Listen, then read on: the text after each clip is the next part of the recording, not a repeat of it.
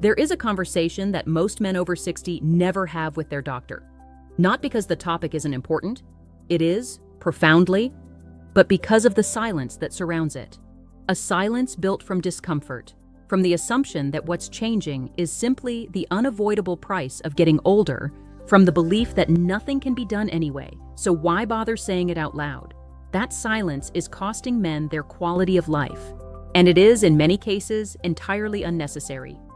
Intimate health in men, the full picture of sexual function, libido, hormonal vitality, and physical performance, is not simply a function of age. It is a function of the daily environment you create for your body through your habits. The research on this is extensive, increasingly precise, and unambiguous on one critical point. The habits most men treat as irrelevant background noise are, for many of them, the primary drivers of the decline they are experiencing. Today, we are going through 5 of those habits, not because discussing them is easy, but because knowing what is actually causing the problem is the only way to do something about it.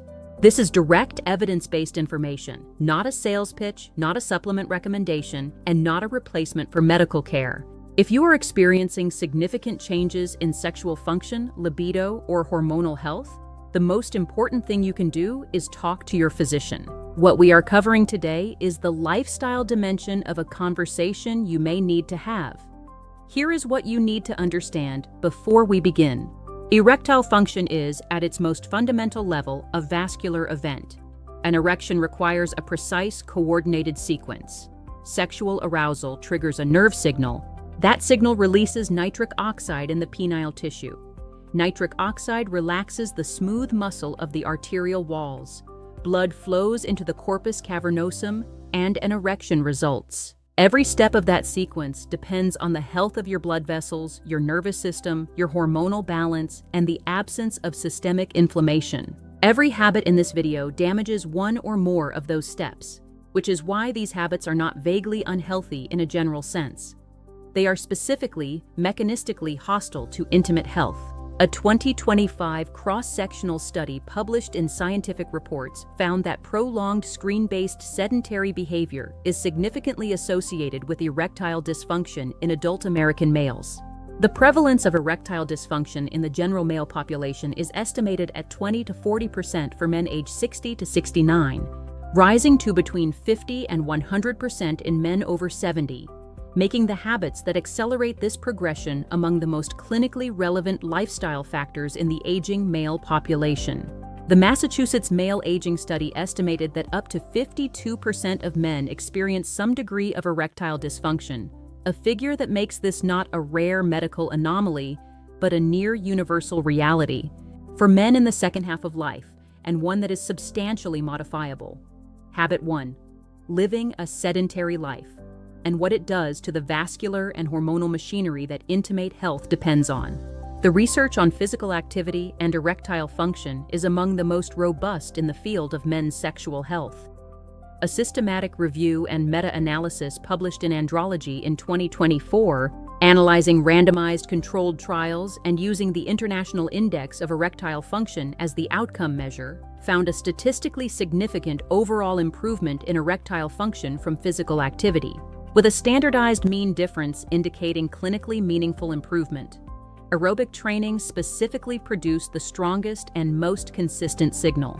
An observational meta-analysis found that men reporting above-average levels of physical activity had almost half the risk of erectile dysfunction compared to sedentary men, an odds ratio of 0.53. That means regular physical movement is associated with a near halving of erectile dysfunction risk.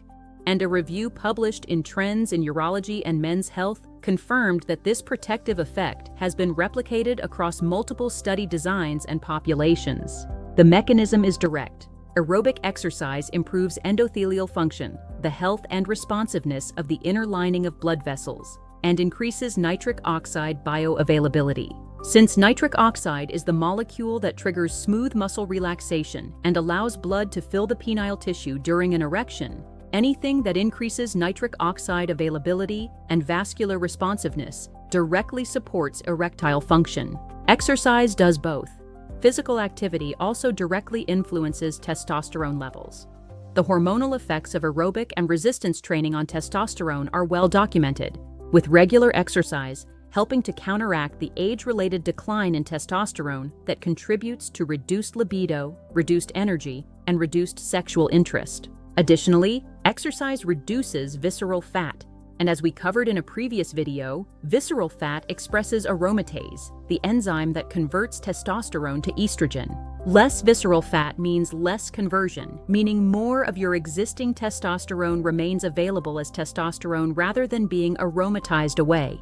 A 2025 study published in Scientific Reports found a significant association between screen-based sedentary behavior, specifically prolonged sitting while watching screens, and erectile dysfunction in American men, independent of other variables. The research suggests a significant relationship between prolonged screen-based sedentary behavior and erectile dysfunction in U.S. adult males. The practical implication is not subtle. If your day is structured around extended periods of sitting, at a desk, in a car, in front of a television, and with little physical movement breaking it up, you are living in one of the most hostile daily patterns for vascular and hormonal health. Not theoretically hostile, measurably, documentably hostile. The minimum effective dose for meaningful benefit is not extreme. A brisk walk of 30 minutes, 5 days per week, is sufficient to produce measurable improvements in endothelial function and erectile health in the clinical trials. The point is not athletic excellence. The point is that blood needs to move through your vascular system regularly, and the only way to make that happen is to move your body. The ongoing low-grade activation of the stress response that characterizes modern life for many men, financial pressure, relationship friction, health worries, the accumulated demands of daily responsibility. When this becomes the baseline state, the consequences for intimate health are severe and specific. The problem is chronic stress, the kind that doesn't have an off switch. The ongoing low-grade activation of the stress response that characterizes modern life for many men, financial pressure, relationship friction, health worries, the accumulated demands of daily responsibility. When this becomes the baseline state, the consequences for intimate health are severe and specific. The biology runs through two interconnected axes: the hypothalamic pituitary adrenal axis, the HPA axis, is your stress response system. The hypothalamic pituitary gonadal axis, the HPG axis, is your reproductive hormone system. These two systems are in direct physiological competition. Increased levels of stress hormones, such as cortisol, can suppress sexual desire and impair sexual function, which triggers the pituitary to release adrenocorticotropic hormone, which stimulates the adrenal glands to produce cortisol. Elevated cortisol directly suppresses the hypothalamus from releasing gonadotropin-releasing hormone, the signal that initiates testosterone production. Under stress conditions, follicle-stimulating hormone and luteinizing hormone are inhibited by blocking of gonadotropin-releasing hormone, thereby inhibiting the secretion of testosterone. Less LH means the Leydig cells in the testes receive a weaker signal to produce testosterone in the first place. Under stress conditions, follicle-stimulating hormone and luteinizing hormone are inhibited by blocking of gonadotropin-releasing hormone, thereby inhibiting the secretion of testosterone. Less LH means the Leydig cells in the testes receive a weaker signal to produce testosterone in the first place. Research published in a peer-reviewed journal found that chronic stress inhibits testosterone synthesis in Leydig cells through mitochondrial damage, a cellular-level injury to the very infrastructure of testosterone production. The third pathway involves aromatase, chronic inflammation, which elevated cortisol promotes, upregulates aromatase activity, accelerating the conversion of whatever testosterone remains into estrogen. The result is a man whose testosterone is suppressed at the signal level, undermined at the cellular production level, and converted into estrogen at an accelerated rate by the inflammatory environment that chronic stress creates. Research has confirmed a dose-response relationship. Men experiencing prolonged workplace stress, relationship difficulties, or financial pressure show measurably lower testosterone compared to their less stressed counterparts. And men under high stress report lower levels of sexual desire and satisfaction, as well as difficulty achieving and maintaining erections.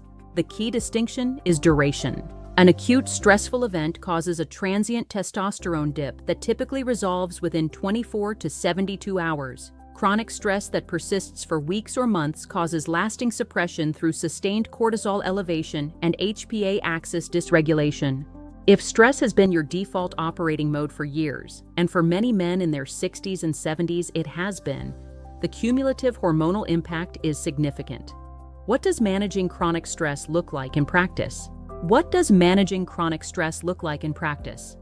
The evidence supports regular, moderate aerobic exercise, which simultaneously provides the vascular and hormonal benefits of habit 1 and directly reduces HPA axis activation. It supports consistent sleep, which we will address in detail in a moment. It supports diaphragmatic breathing practices, which activate the parasympathetic nervous system and reduce cortisol levels with documented physiological effect. And it supports purposeful downtime, genuine rest, not passive screen consumption, which tends to maintain rather than reduce sympathetic activation. Cognitive behavioral therapy, mindfulness-based stress reduction, and similar structured approaches have clinical evidence for reducing cortisol and improving hormonal balance. The evidence does not support ignoring chronic stress as though it were irrelevant to physical health. Every endocrine system in your body is listening to the stress signals you generate every day. Habit 3, getting less sleep than your testosterone requires. This is one of the most underappreciated drivers of declining intimate health in aging men, partly because the connection is not obvious, and partly because poor sleep is so normalized in older male culture that it has become invisible. Many men over 60 describe sleeping 5 or 6 hours per night as simply their pattern, their baseline, what their body does. The research says that pattern is costing them measurably in hormonal health and sexual function.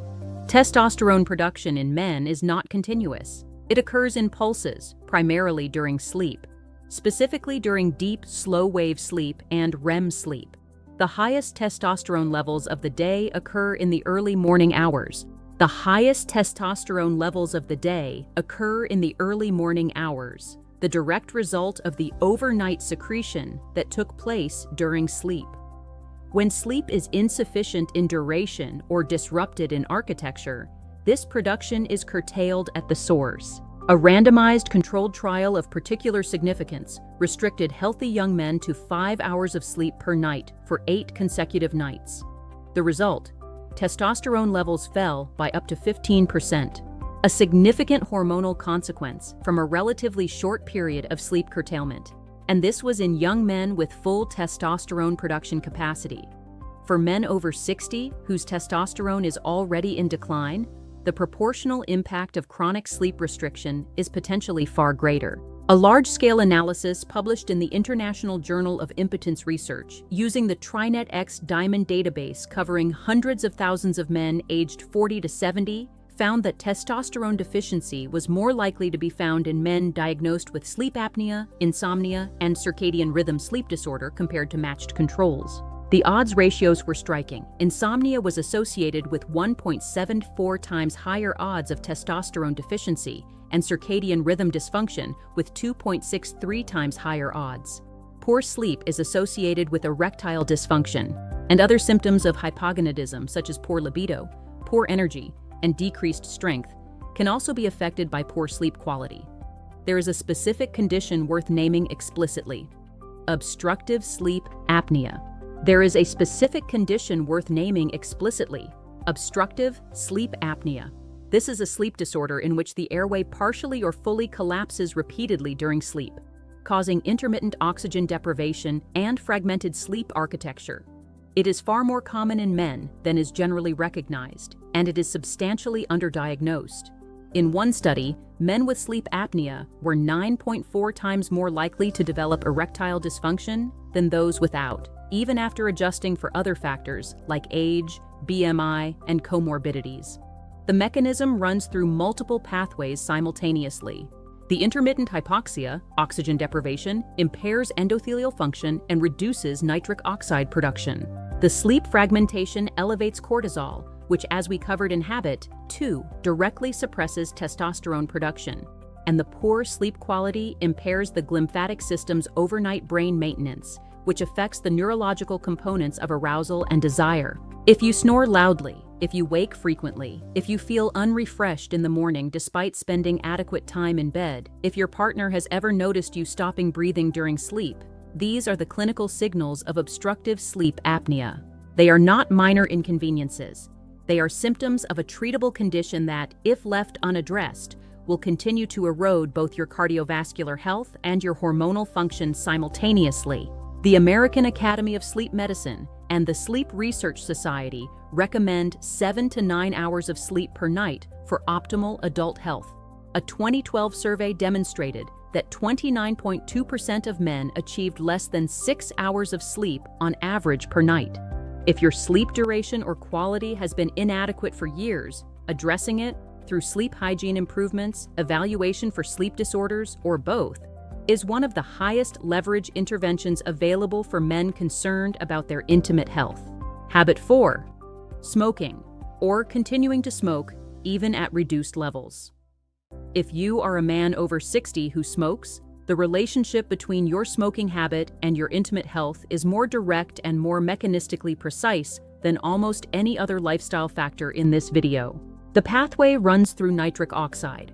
As we established at the opening, an erection depends on nitric oxide, triggering smooth muscle relaxation and allowing blood to fill the penile tissue. Nitric oxide is produced by the endothelium, the specialized inner lining of blood vessels. And cigarette smoke is one of the most potent known disruptors of endothelial function available. A large body of research has demonstrated that cigarette smoking decreases nitric oxide production. Cigarette smoke causes architectural and functional changes to endothelial cells, including decreased eNOS activity, reduced response to vascular endothelial growth factor, impaired endothelium vasorelaxation, and impaired regulation of thrombotic factors. A systematic review concluded that smoking is strongly associated with erectile dysfunction. Endothelial dysfunction, together with increased oxidative stress, represent major pathophysiologic mechanisms, and smoking cessation may mitigate this effect. There are two mechanisms at work simultaneously. Nitric oxide depletion, the immediate, direct reduction in the signaling molecule that makes erections possible, is the primary pathway. But alongside it is oxidative stress. Cigarette smoke generates reactive oxygen species, unstable, destructive molecules that attack endothelial cell membranes, accelerate arterial stiffening, promote atherosclerotic plaque formation, and further reduce the capacity of blood vessels to dilate when needed. The penis is perfused by small caliber arteries that are among the first in the body to show the effects of vascular damage. Erectile dysfunction is often referred to in the cardiology literature as a canary in the coal mine for cardiovascular disease precisely because penile arterial damage manifests before coronary or carotid arterial damage becomes clinically apparent. The research is explicit. Smokers are at significantly higher risk of developing erectile dysfunction independent of age and comorbidities. The research is explicit. Smokers are at significantly higher risk of developing erectile dysfunction independent of age and comorbidities. And passive, secondhand cigarette smoke exposure, particularly with long-term exposure, also has a negative documented impact on erectile function. Vascular function begins to improve within days of stopping as the continuous chemical assault on endothelial cells ceases. Nitric oxide production begins to recover. For men without severe established cardiovascular disease, clinically meaningful improvements in erectile function after cessation have been documented in controlled trials. The caveat in the literature is important. For men with severe, long-standing vascular damage, advanced atherosclerosis, significant arterial calcification, cessation stops the progression but may not fully restore function that has been structurally damaged over decades. This is why the timing of cessation matters. Every year of continued smoking represents additional vascular damage that cessation can prevent but cannot retroactively undo. If you smoke and you are experiencing any degree of erectile difficulty, the relationship between those two facts is not coincidental. It is mechanistic, documented, and direct. Habit 5.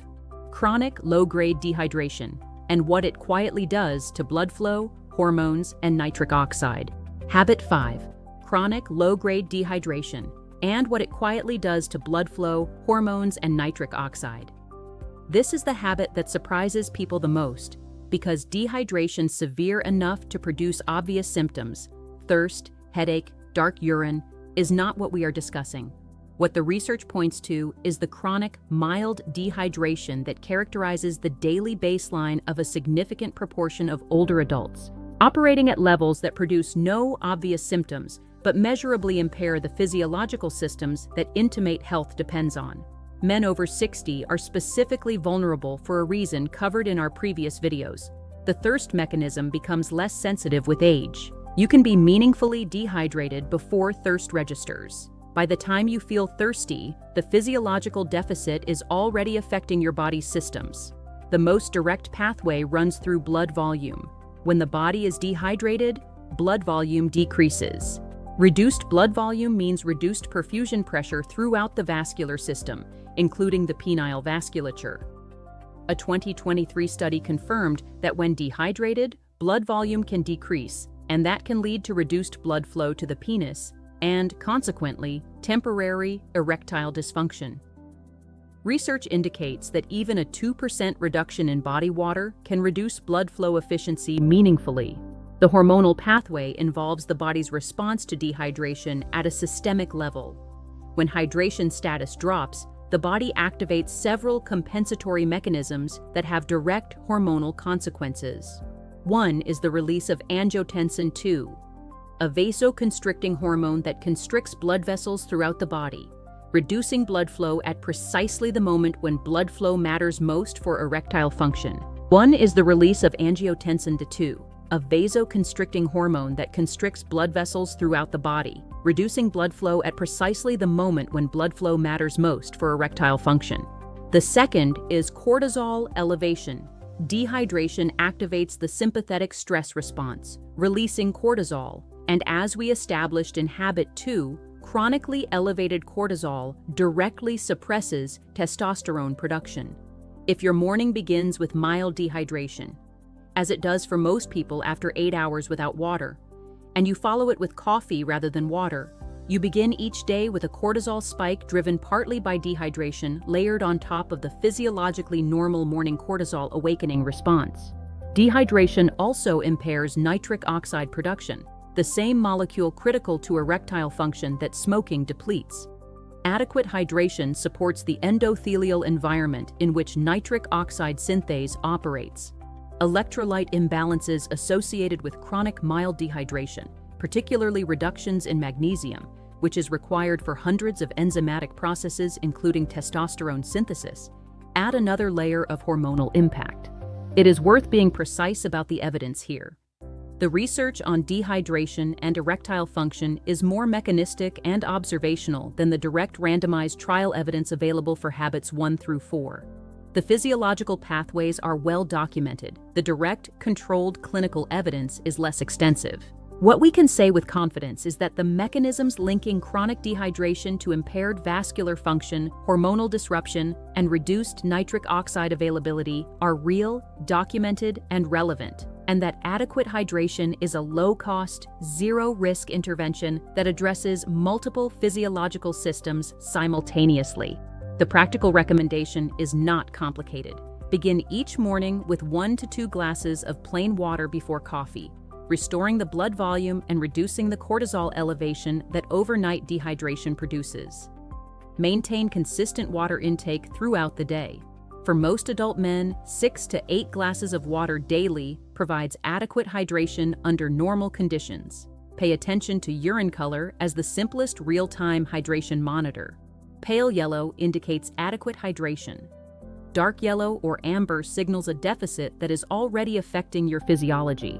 Now, let's bring all 5 together. Sedentary behavior reduces vascular health, impairs nitric oxide availability, lowers testosterone through reduced physical stimulus and increased visceral fat, and directly increases erectile dysfunction risk by a factor the clinical literature quantifies as nearly double.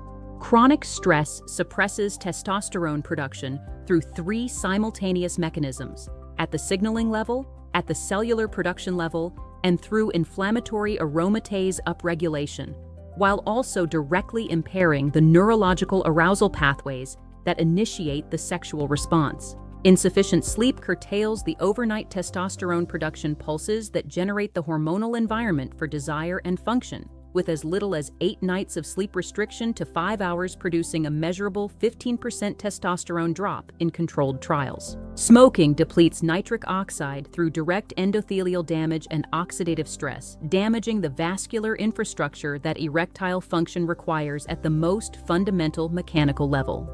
Chronic dehydration reduces blood volume, activates vasoconstrictive hormonal responses, elevates cortisol, impairs nitric oxide production, and disrupts the electrolyte environment necessary for hormonal synthesis. These 5 habits are worth examining honestly, not because the examination is comfortable, but because the alternative, attributing the changes you are experiencing exclusively to age and doing nothing, means accepting a trajectory that the research suggests is substantially modifiable. Habits are changeable. Blood vessels respond to improved vascular environments. Hormones respond to reduced cortisol exposure, improved sleep, and reduced inflammatory load. The biology is not fixed. It is responsive to the inputs you provide. Start with the most modifiable. If you are sedentary, begin moving. If you are chronically sleep deprived, treat that sleep as the medical priority it is. If you smoke, the case for cessation has never been more direct.